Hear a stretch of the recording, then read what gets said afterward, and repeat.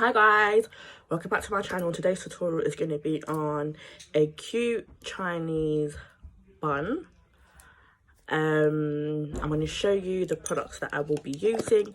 It's very simple, very easy. I'm actually only using one product today, and that is the Cantu Shea Butter Minimum Hold Anti-Shredding Styling Gel.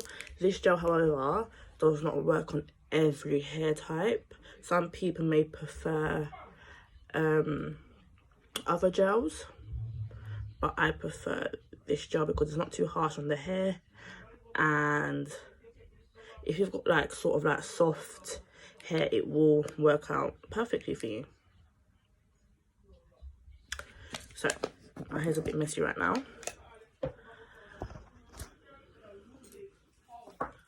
Right,